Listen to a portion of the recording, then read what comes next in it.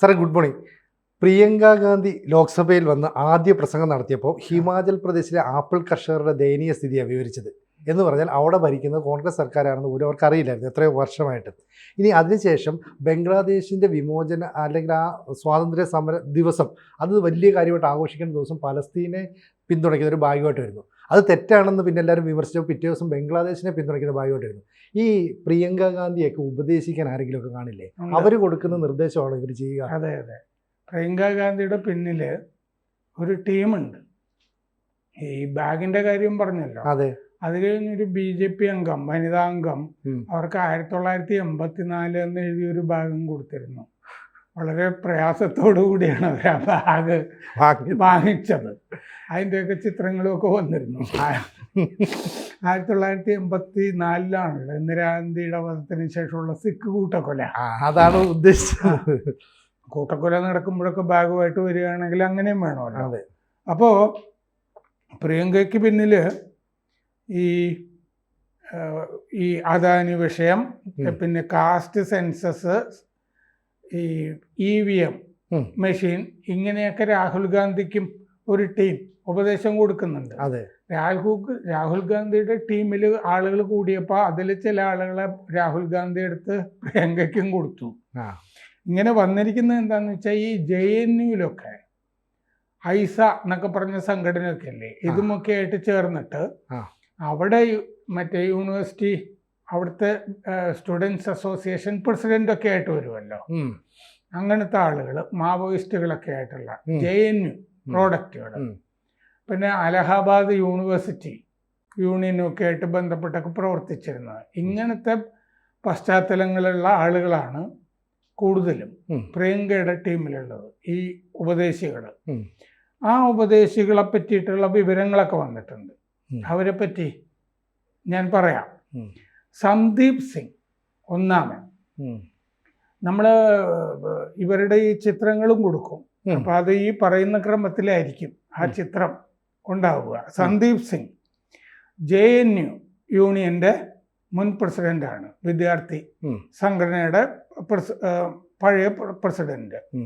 ഉത്തർപ്രദേശിലെ പ്രതാപ്ഗഡിൽ നിന്നാണ് സന്ദീപ് സിംഗ് വരുന്നത്. അങ്ങനെയാണ് സംഘത്തിലെ പ്രധാനി.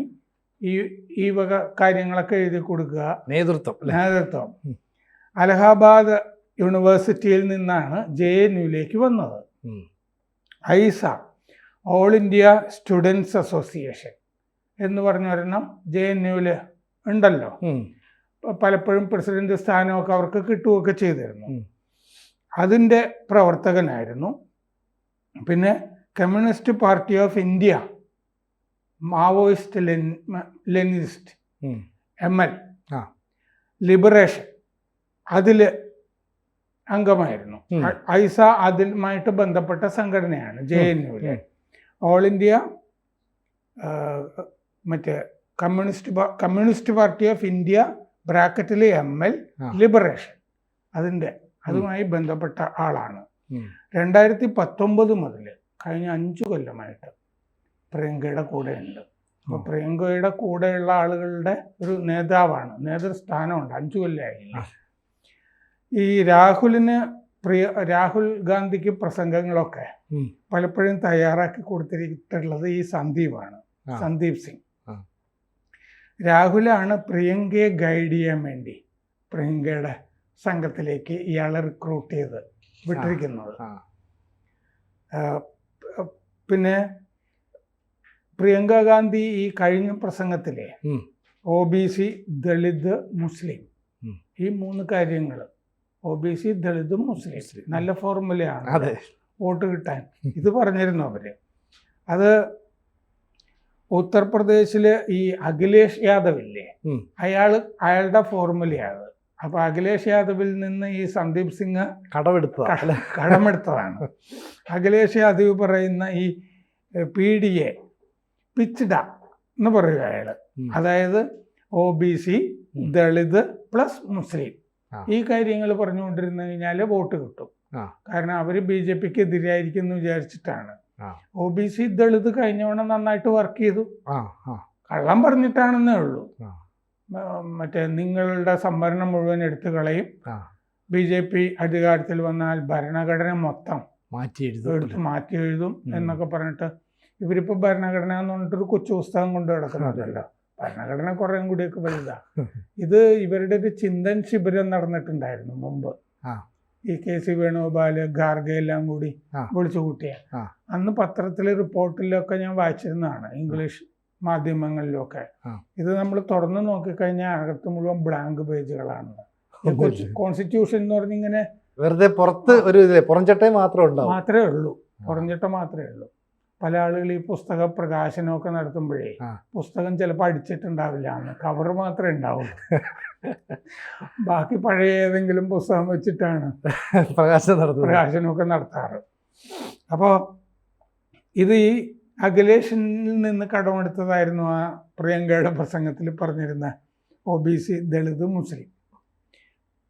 അത് കൊടുത്തത് സന്ദീപാണ് ആ ആശയം. പിന്നെ മോഹിത് പാണ്ഡെ രണ്ടാമൻ. മോഹിത് പാണ്ഡെ ആണ് ഈ സോഷ്യൽ മീഡിയ, സാമൂഹ്യ മാധ്യമങ്ങളിലൊക്കെ പ്രിയങ്കയ്ക്ക് വേണ്ട കാര്യങ്ങളൊക്കെ ചെയ്തുകൊണ്ടിരിക്കുന്നത്. 2020 ഉത്തർപ്രദേശിലെ കോൺഗ്രസിൻ്റെ സോഷ്യൽ മീഡിയ ചീഫ് ആയിരുന്നു. അപ്പോൾ തന്നെ എത്ര മാത്രം കഴിവുകളുണ്ടെന്ന് അറിയാമല്ലോ. അതെ അതെ, തോറ്റു തൊപ്പിടുകയല്ലേ കോൺഗ്രസ്. അതെ അതെ. ഉത്തർപ്രദേശിലെ ലഖിംപൂർ ഖേരിയിൽ നിന്ന് വരുന്ന ആളാണ്. ലഖിംപൂർ ഖേരിയിലാണ് ജനിച്ചത്. JNU പ്രോഡക്റ്റ്, ജവഹർലാൽ നെഹ്റു യൂണിവേഴ്സിറ്റിയിൽ നിന്നുള്ളതാണ്. ഈ നേരത്തെ സന്ദീപ് സിംഗിന്റെ കാര്യം പറഞ്ഞ പോലെ തന്നെ ആ വഴിക്ക് തന്നെ, ആ റൂട്ടിൽ തന്നെ സഞ്ചരിച്ച ആളാണ്. ഐസ മറ്റേ പ്രസിഡന്റ് ആയിരുന്നു, JNU സ്റ്റുഡൻസ് അസോസിയേഷൻ പ്രസിഡന്റ് ആയിരുന്നു.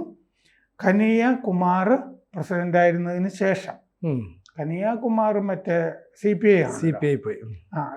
അല്ല, CPI കോൺഗ്രസിലേക്ക് വന്നു. CPI ആയിരുന്നു സമരം നടന്ന സമയത്ത്. അയാള് AISF ആയിരുന്നു. കനിയ CPI വിട്ടിട്ട് കോൺഗ്രസിലേക്ക് പോയി. പക്ഷെ കനിയകുമാർ ഈ ടീമിലില്ല. അനിൽ യാദവ് മൂന്നാമൻ, അലഹാബാദ് യൂണിവേഴ്സിറ്റിയിൽ നിന്നുള്ള ആളാണ്. ഗവേഷണം നടത്തുന്നത് പ്രിയങ്ക ഗാന്ധിക്ക് വേണ്ടി പലതും കണ്ടുപിടിക്കണ്ടേ, അത് നടത്തുന്നതിൻ്റെ ചുമതലയാണ് അനിൽ യാദവിന്. ഐസ, JNUവിലെ ഐസ ബന്ധമുള്ള ആളാണ്.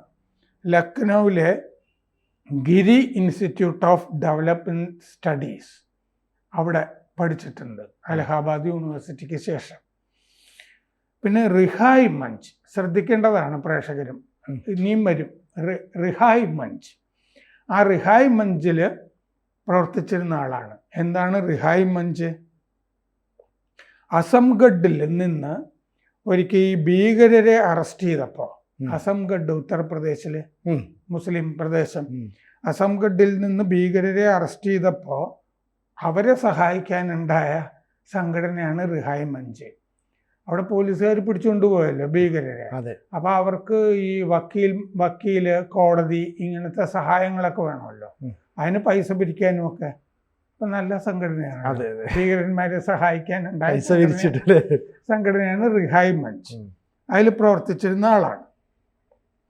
ഈ നിസാമാബാദിൽ നിന്ന് 2022 നിയമസഭാ തെരഞ്ഞെടുപ്പിൽ മത്സരിച്ച് തോറ്റുപോയി. അപ്പം പിന്നെ പ്രിയങ്കയുടെ കൂടെ മുഴുവൻ സമയം ഇദ്ദേഹം ഉണ്ടാകണമെന്ന് ജനത്തിന് നിർബന്ധം ഉണ്ടായിരുന്നുകൊണ്ടാണല്ലോ തോൽപ്പിച്ചത്. ഷാനവാസ് അലം അടുത്ത ആള് AICCയുടെ സെക്രട്ടറിയാണ്. അലഹാബാദ് യൂണിവേഴ്സിറ്റി തന്നെ. പണ്ട് ഐസയിലായിരുന്നു, JNU. ഉത്തർപ്രദേശ് മൈനോറിറ്റി വിങ്, കോൺഗ്രസിൻ്റെ മൈനോറിറ്റി വിങ്ങിൻ്റെ ചീഫായിരുന്നു. റിഹായ് മഞ്ച് ഇപ്പോൾ പറഞ്ഞു, ആ സംഘടനയിൽ പ്രവർത്തിച്ചിരുന്ന ആളാണ്. ഭീകരർക്ക് സഹായമൊക്കെ കൊടുത്തിട്ട്. AICC സെക്രട്ടറിമാർ പ്രദീപ് സർവാൽ, ധീരജ് കുർജർ, ഇങ്ങനെ രണ്ടുപേരും കൂടി പ്രിയങ്കയുടെ ടീമിലുണ്ട്. അവർ AICC സെക്രട്ടറിമാരാണ്. അവർക്ക് ഈ JNU മാവോയിസ്റ്റ് പശ്ചാത്തലമൊന്നുമില്ല. പിന്നെ ഈ നർവൽ, പ്രദീപ് നർവൽ ദലിതാണ്, JNU പ്രോഡക്റ്റാണ്. മറ്റേ മധ്യകാല ചരിത്രത്തിൽ MA മെഡീവൽ ഹിസ്റ്ററി അതിൽ MA ചെയ്തിട്ടുള്ള ആളാണ് JNUവിൽ. ഈ സംഭവം നടന്നില്ലേ ഈയിടെ, അപ്പോൾ സംഭവം എന്താണെന്ന് യോഗി ആദിത്യനാഥ് നിയമസഭയിൽ പറഞ്ഞിട്ടുണ്ട്. അത് ഹിന്ദു മുസ്ലിം സംഘർഷമൊന്നും അല്ലായിരുന്നു, അത് ഷിയകളും സുന്നികളും കൂടി ഏറ്റുമുട്ടിയതാണ് നിയമസഭയിൽ പറഞ്ഞിരുന്നു അദ്ദേഹം. കാരണം അവിടുത്തെ MP മറ്റേ ഒരു കക്ഷിയും അയാൾ തുർക്കി, MLA ഇവിടുത്തുകാരനുമാണ്, അയാൾ പഷ്തൂണുമാണ്. അങ്ങനെ ഉള്ള തർക്കമാണ്. അതാണ് സ്വദേശി മുസ്ലിങ്ങളും വിദേശി മുസ്ലിങ്ങളും തമ്മിലുള്ള തർക്കമാണെന്ന് പറഞ്ഞിരുന്നു. എന്തായാലും ഈ സമ്പലിൽ ഈ സംഘർഷത്തിൽപ്പെട്ട ഇരകൾ എന്ന് പറഞ്ഞിട്ട് കുറച്ച് ആളുകളെ രാഹുൽ ഗാന്ധിയുടെയും പ്രിയങ്ക ഗാന്ധിയുടെ അടുത്ത് കൊണ്ടുപോയിരുന്നു. സമ്പലിൽ എന്താണ് സംഭവിച്ചതെന്നൊക്കെ രാഹുൽ ഗാന്ധി മനസ്സിലാക്കാൻ വേണ്ടിയിട്ട് പ്രിയങ്ക ഗാന്ധി. അങ്ങനെ ആ സമ്പലിൽ നിന്നുള്ള ഇരകളെ രാഹുൽ ഗാന്ധിയുടെ അടുത്ത് എത്തിച്ച വിദ്വാനാണ് ഈ നർവാൽ. മറ്റേ ഹരിയാന തെരഞ്ഞെടുപ്പിൽ ഭവാനി ഖേര എന്നുള്ള മണ്ഡലത്തിൽ നിന്നും മത്സരിച്ചിരുന്നു ഈ കഴിഞ്ഞ ഹരിയാന. അപ്പൊ ഇദ്ദേഹവും പ്രിയങ്കയുടെ കൂടെ മുഴുവൻ സമയം വേണം എന്നുള്ളത് കൊണ്ട് ഇദ്ദേഹത്തിനും ജനം തോൽപ്പിച്ചു അവിടെ. ഗുർജർ മുൻ രാജസ്ഥാൻ MLA ആണ്, NSUIയിലുണ്ടായിരുന്ന ആളാണ് അദ്ദേഹം. അപ്പം അദ്ദേഹം ഒഴിച്ച് ബാക്കി എല്ലാവരും JNU പശ്ചാത്തലമുണ്ട്. രാഹുലിൻ്റെ സഹായി അലങ്കാർ സവായ് എന്ന് പറഞ്ഞൊരാളുണ്ട്. രാഹുലിൻ്റെ സഹായി ആയിരുന്നു അലങ്കാർ സവായ്. അങ്ങേര് പ്രിയങ്കയുടെ കൂടെ ഉണ്ട് ഇപ്പോൾ. രാഹുലിന് വേണ്ടിയിട്ടുള്ള ഇടതുപക്ഷ ആശയങ്ങളൊക്കെ കൊടുത്തുകൊണ്ടിരുന്ന ആളാണ് ഈ അലങ്കാർ സവായ്. ആ രാഹുലിൻ്റെ കൂടെ ആളുകൾ കൂടിയപ്പോൾ രാഹുൽ ഈ അലങ്കാർ സവായെ പ്രിയങ്കയ്ക്ക് കൊടുത്തിട്ടുണ്ട്. അപ്പൊ ഇതാണ് പ്രിയങ്കയുടെ ടീം എന്ന് പറയുന്നത്. ഇപ്പൊ ഈ ബാഗുകളൊക്കെ എങ്ങനെ വന്നു, അതെ, അപ്പൊ ഈ മണ്ടത്തരമൊക്കെ എങ്ങനെ വന്നു? അപ്പൊ ഈ ടീം എന്ത് പറയുന്നു അത് അതുപോലെ പോയി പ്രിയങ്ക ചെയ്യുന്നു.